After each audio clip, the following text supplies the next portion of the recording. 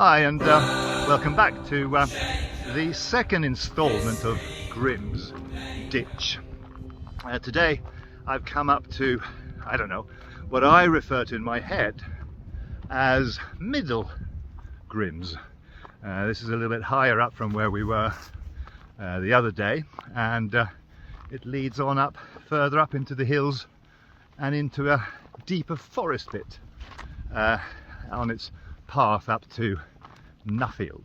And it's again just a reinforcement of what I was saying yesterday, that this is such a remarkable thing, and here it actually starts to turn into what you expect from the moniker ditch, because suddenly we have now a ridge and we're walking beneath the landscape. We are actually walking at a lower point than the fields around us, and there is indeed a mound on my left as we go forward, and so it's framed slightly different from yesterday, but it's absolutely stunning as well.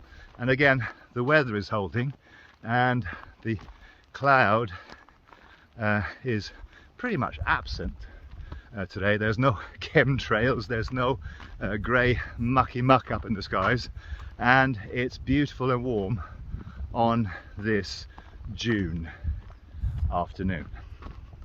Now the next broad area of conversation is this sense, the central part of what I want to talk about, and this sense is there something wrong with the world? I think many people, as they grow up and as they get older, have a growing sense, a disquiet, an unsettlement in their soul, if you like, that all is not well, that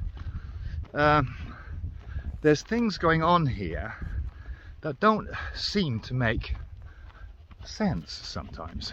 For me, growing up as I did in Sweden, it started really, I can identify it, with a particular bit of project work I had to do in school, and I might have been, I don't know, 13, and in history we had to choose a topic on which to put together an essay, and I chose the Crusades, and I was interested, and it kind of had people with armour and pointy sticks and shields, so it was fantastic. But I studied it quite seriously, and this is obviously well before the time of the internet, so in order to get at source material you had to go to a library, and you had to photocopy, and in fact there was, I remember it quite well, there was a remnant of a blue drum circle thing that you rolled your paper around, and it put on blue ink on it and transferred your typewritten text onto the thing, and it was kind of remarkable. And I did my text and I laid it all out, and I managed to get hold of pictures from various books that I savaged, that I glued in to the thing, and I presented something that I was incredibly proud of. And what I discovered was that we were looking at state and church sanctioned rape and plunder. The second and third and fourth sons of noblemen all across Europe were given permission and encouragement to, or sponsorship, to go across to the Holy Land and to liberate Jerusalem from the heathens. And I thought that was kind of interesting. Now, I was quite an idealistic young man, I guess it's fair to say. And the idea that people could take upon themselves to organise a crusade, armed forces, transport thousands of people over to another country on the pretext of liberating that city from the infidels, or that's the other way around, the heathens I should say, was outlandish. And of course any modern person would say exactly the same. And let's not talk too much about what's going on in Israel at the moment. But the other thing that was interesting about that was it was kind of a unveiling of, for a 13-year-old man, maybe I was 14, it was an unveiling of how pragmatic people can be. And the other thing that was interesting about that was the Templars and how they set up banking and how they set up letters of credit and became such a dominant force of the European power structures, to the point where the state had to intervene and basically nuke them to smithereens and seize all of their assets. Fine. But that was kind of part of my initial seeing that something was not right in the world. And my teacher didn't have such strong views on this essay. Then a bit later, maybe a year or two later, I had to do another essay in history, and this was more on modern times and modern politics. And I chose to do a piece and a fairly in-depth work on Chile and Allende and the power usurpation that the USA enabled and sponsored. And this was a little bit more political, and this was a bit more modern history. And don't forget that this was something that I would have done in 1976. And if memory serves, Allende lost in his coup.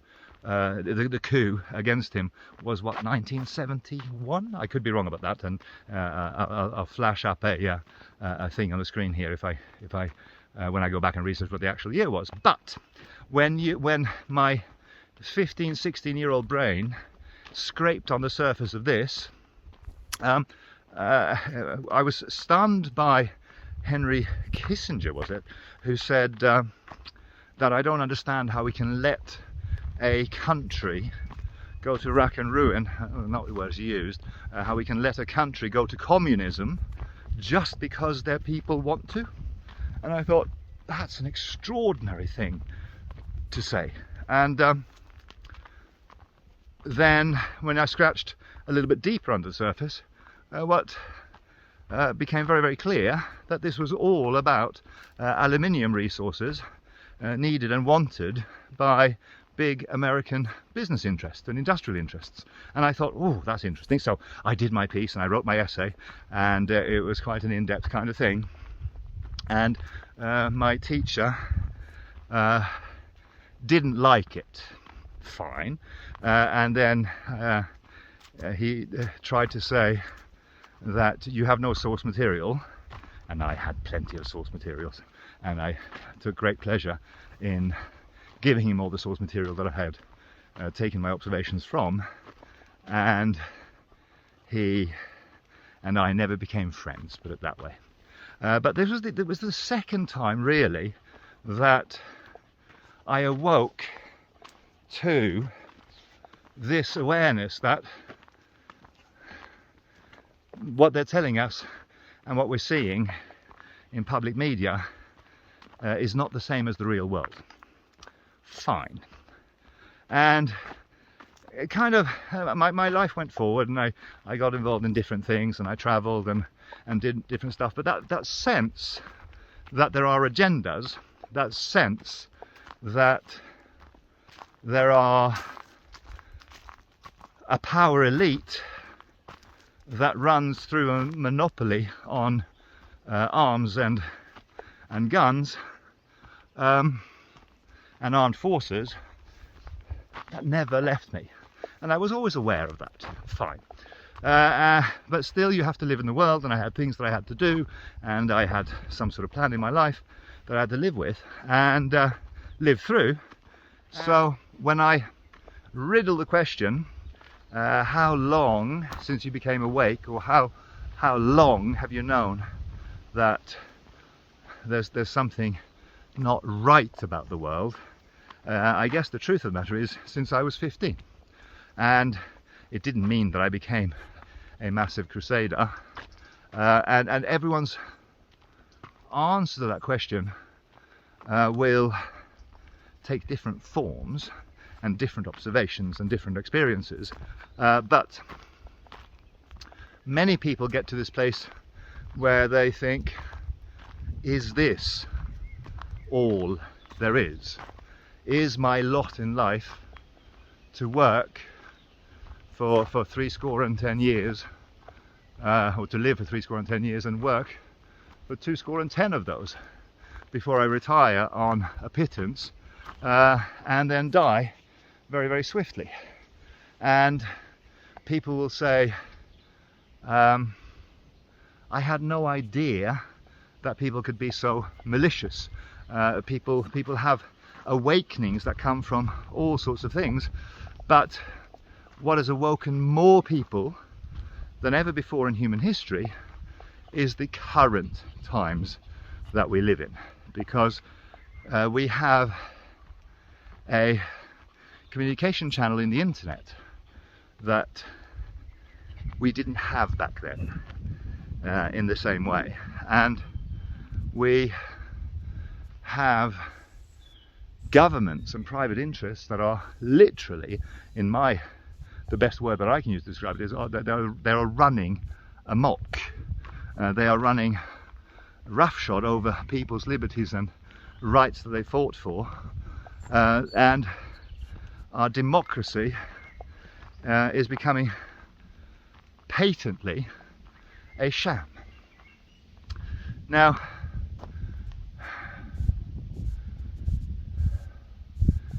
collecting my thoughts, I just look around, and Grimm's Ditch has changed here. The path is going upwards, so you can tell from my little huffy puffy breath, and I'm walking on one side of a ditch, and there's another ridge over there. So Grimm's Ditch, I hazard a guess, is what we see down below. There are fields that you see through the trees there.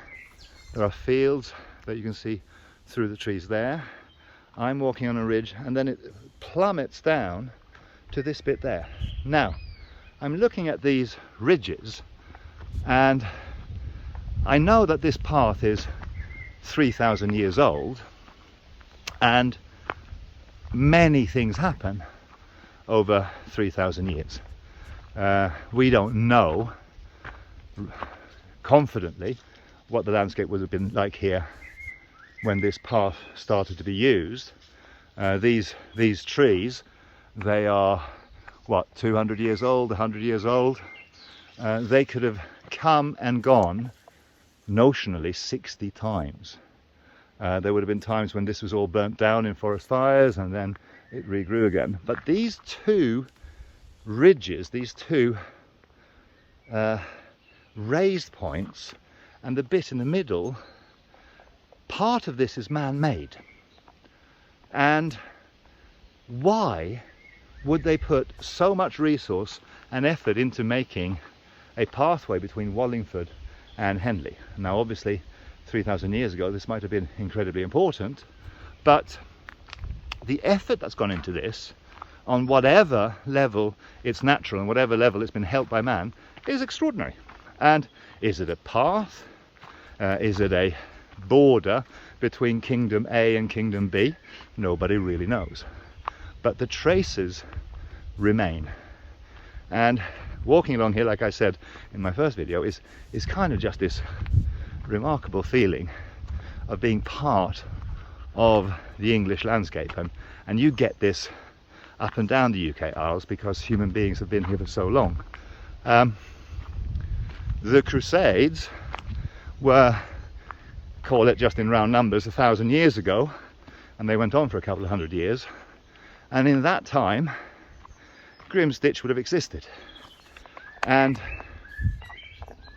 in that time, younger generations would have all gone through their rite of passage. They would have all gone from being children and then becoming teenagers and young adults, younglings, and all of them, I'm guessing, would have railed against the older generation and would have tried to rebel and put their mark on what they thought life was and should be. 1,000 years ago, the embryonic first banks were formed, and they've influenced our world more than any other factor. And this idea of central banks and fees for helping people with their money and their capital has been there. Now, when we look at the world and we think there's something not right in the Kingdom of Denmark, or there's something not right in the world, in 2022 we have never seen, certainly not in my lifetime, we've never seen so much blatant corruption. We have never seen global organizations with the muscle to inject and jab and poison billions of people at the same time. That's kind of new. We've never seen in our modern history a blatant corruption of media and reporting the truth to people being an absolute joke, and it's just turning into a propaganda machine. The freedom of the press is kind of no longer a concept, because the funding comes from government, the funding comes from big pharma, sponsored by Pfizer, etc., etc. So there's people now, and to make that point again really strongly, there has never been more awake people than at this moment in time. There are many people that are denying, there are many people that are sticking their heads in the sand, there are many people who are shamelessly pursuing paying the mortgage and trying to get ahead and make money, and PPE contracts here and contracts with Serco there, and legal work for 5G over there, and there's people buckling down to further the cause of their family in financial terms, and at the same time would take a very dim view on any suggestion that they're sold to the devil. What is awakening people at the moment? What is awakening you at the moment? It's the denial of science in the favour of scientism. 97% of researchers agree with the body that's providing the funding, and at the same time they obfuscate, they bury, they twist and distort the data to suit their narrative, and that perversely, while it's wicked in the extreme, perversely it's waking more people up than this planet has ever seen. We now have 7 or 8 billion people running around on this planet, and there's more people awake now than in the entire human history that went before. And that is remarkable.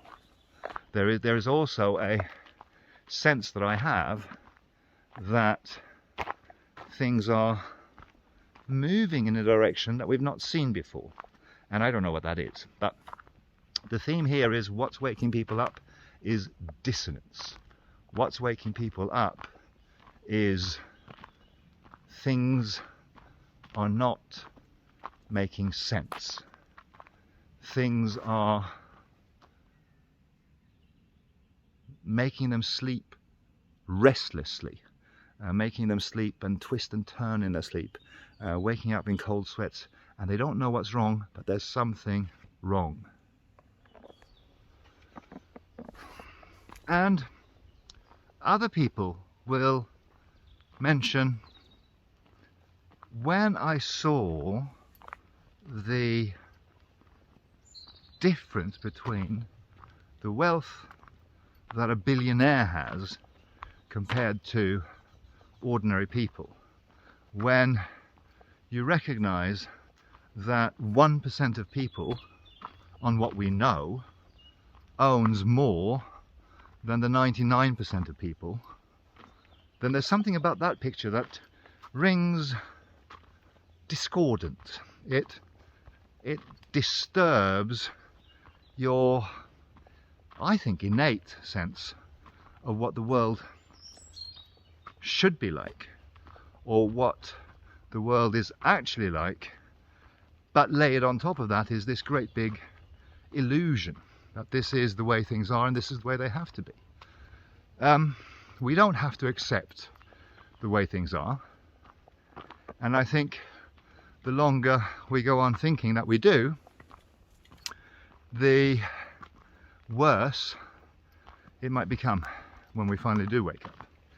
But there has never been more people awake, and that is the thing that gives me hope, because I think if there is a collective unconsciousness, if we are all connected on some sort of ethereal level, if we have a multi-dimensional aspect to our creaturehood, then that many people being jolted awake by what's going on at the moment, that's a powerful force. And I suspect that we are approaching a crescendo now. I think that material events are conspiring to really drive home the madness. I think that we are, in June 2022, we are absolutely looking to experience some food shortages in the West.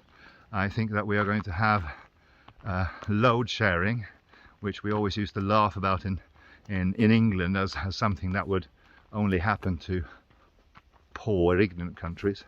I think that the policies that are being driven are driven to absolutely make it worse for them. And I think that the idea that nothing can stop what is coming has never been truer than right now. But for you, what was it that jarred? What was it that stirred you? What was it that made you think that there was something wrong in the world? And what I'm going to do over the next 16 or 17 episodes here is talk about each of what I suspect and what my people on Twitter suspect are the main areas where people woke up. So thank you for your kind attention, and I look forward to carrying on and sharing the journey.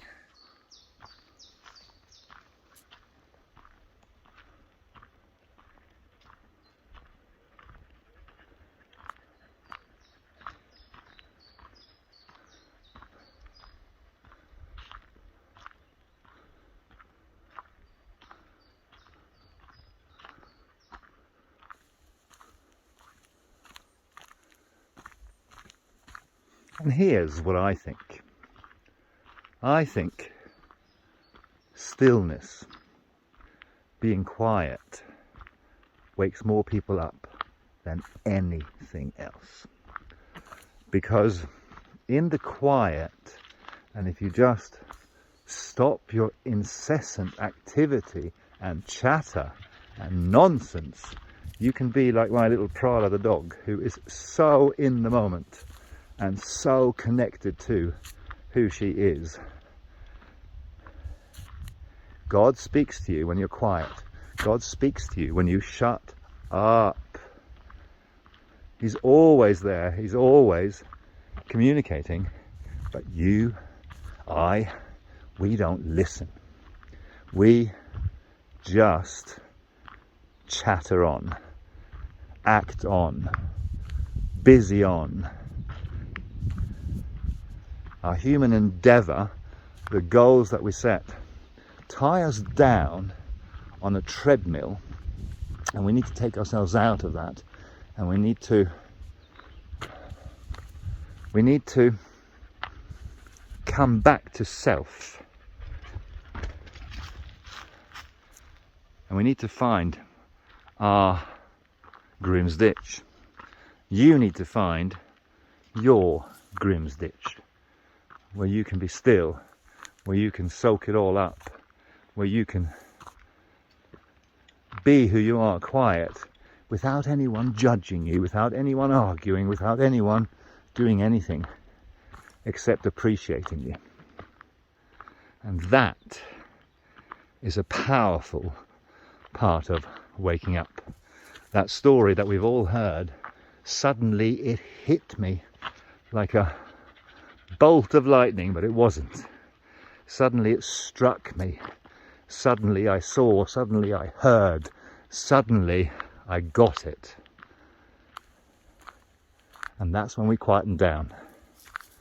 That's when we just let ourselves be.